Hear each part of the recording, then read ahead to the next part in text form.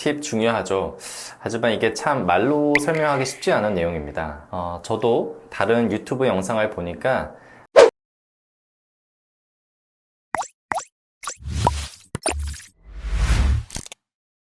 안녕하세요. 15년차 안과 전문의 백동원 원장입니다. 오늘은 안과 전문의가 말하는 백내장을 앞둔 환자분들이 병원을 고를 때 주의해야 할 점에 관련해서 이야기 드리려고 합니다. 원장님, 백내장 수술하고 나서 문제가 발생하는 경우가 뉴스에서 간혹 들리는데 그 이유가 무엇일까요? 정말 가끔은 시력이 안 나오는 등 큰 문제가 발생하기도 합니다. 하지만 백내장 수술하고 나서의 대부분의 경우는 문제라기보다는 우리가 수술하고 나서 나타날 수 있는 여러 현상들 때문에 불편함이 생기는 거라고 생각됩니다. 우선 내가 기대하는 것보다 덜 선명하게 보인다거나 건조증이 심해진다거나 빗번짐이나 눈부심이 생길 수 있습니다. 요즘은 워낙 수술 장비부터 눈에 들어가는 인공수정체까지 이미 발달이 많이 이루어졌고 5년, 10년 전보다는 훨씬 더 결과도 좋고 안전하게 이루어지기 때문에 백내장 수술 자체에 합병증이나 문제가 생기는 경우는 거의 없습니다. 그래도 불편함의 원인에 대해 간략하게 정리를 해보자면 크게 세 가지를 말씀드릴 수 있을 것 같습니다. 첫째, 한 3에서 6개월의 회복 기간 및 적응 기간이 있다는 거. 두 번째, 인공수정체의 특성에 적응해야 된다는 거. 세 번째, 나한테 과연 이게 맞는 인공수정체인가.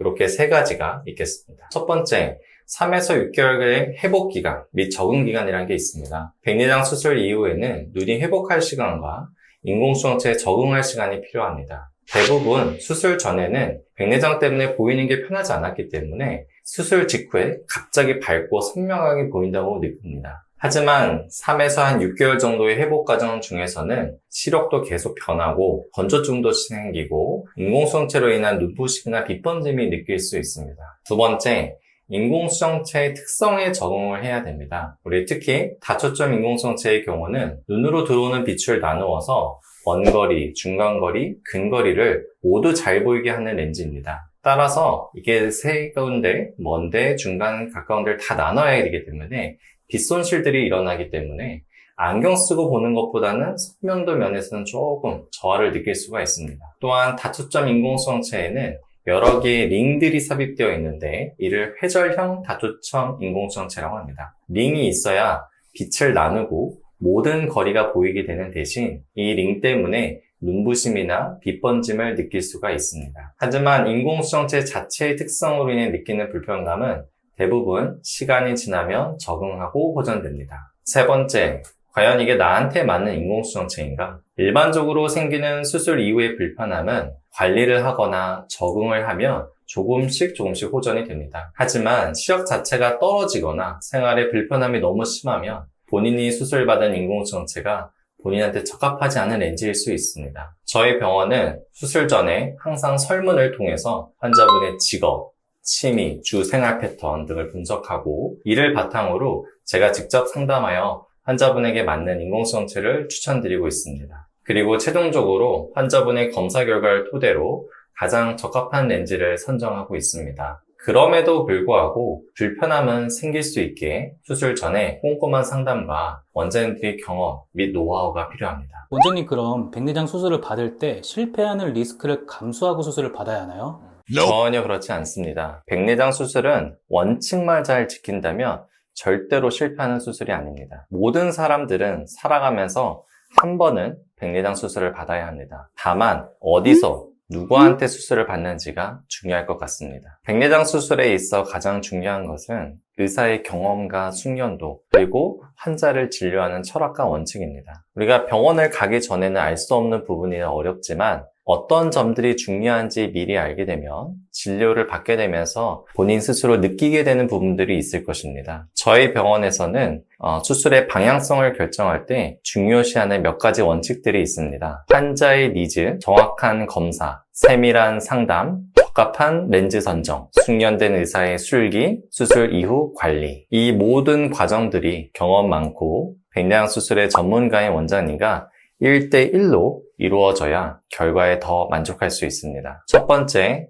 환자의 니즈. 환자분들이 보통 가장 원하시는 부분이 수술 이후에 모든 거리를 다 잘 보고 싶다이고, 우려하시는 부분은 번져 보일 수 있다는 건데, 저희 병원에서는 우선 환자분이 내원하시면 자세한 설문을 통해서 환자분의 생활 패턴과 직업 등을 분석하고, 이를 바탕으로 환자분이 현재 상태에서 무엇이 가장 불편하고 어떤 부분의 개선이 가장 필요한지 우선순위를 정하고 생각합니다. 그리고 이 모든 것을 바탕으로 진료를 통해서 환자분들의 니즈를 확실하게 채워드릴 수 있는 치료 방향을 잡고 있습니다. 두 번째, 정확한 검사입니다. 백내장 수술과 관련된 검안을 실시할 때 보통은 수술에 꼭 필요한 항목들만 검사를 하게 됩니다. 저희 병원은 그 외에도 백내장 수술을 위해서는 필수 검사는 아니지만 인공수정체 선택에 있어 도움이 될 만한 다른 검사들도 꼼꼼하게 진행하고 있습니다. 물론 영업 비밀이라 자세히 말씀드릴 수는 없지만 이런 부분까지도 좀 더 신경 써서 체크해야 환자분들이 수술 이후에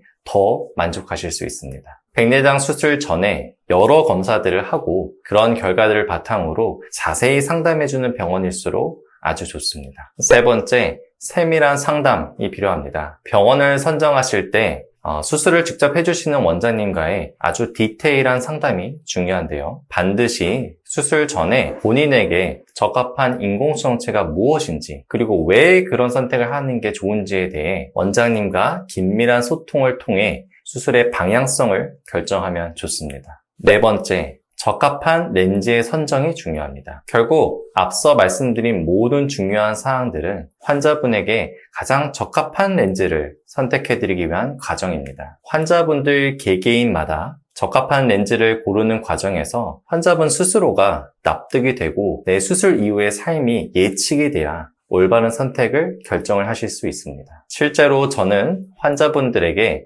수술 이후 인공수정체 종류에 따라 예측되는 삶의 모습들을 설명드리고 어떻게 보이는 삶을 살고 싶은지 서로 대화로 맞춰가며 렌즈를 추천드리고 있습니다. 다섯 번째, 숙련된 의사의 술기가 중요합니다. 대체로 원장님들 모두 훌륭하시지만 기술의 숙련도는 원장님들마다 조금씩 차이가 존재합니다. 그리고 원장님들 중에서는 전공 분야가 따로 있으신 분도 있습니다. 저 같은 경우는 전환부라고 하여 대학병원에서부터 백내장 수술과 시력교정 분야를 더 전공하고 진료하였습니다. 따지고 보면 안과 의사가 된 이후에 15년 이상을 한 분야만 집중적으로 진료한 셈인 거죠. 저는 나름 이 분야에서만큼은 자신이 있습니다. 여섯 번째, 수술 이후의 관리가 중요합니다.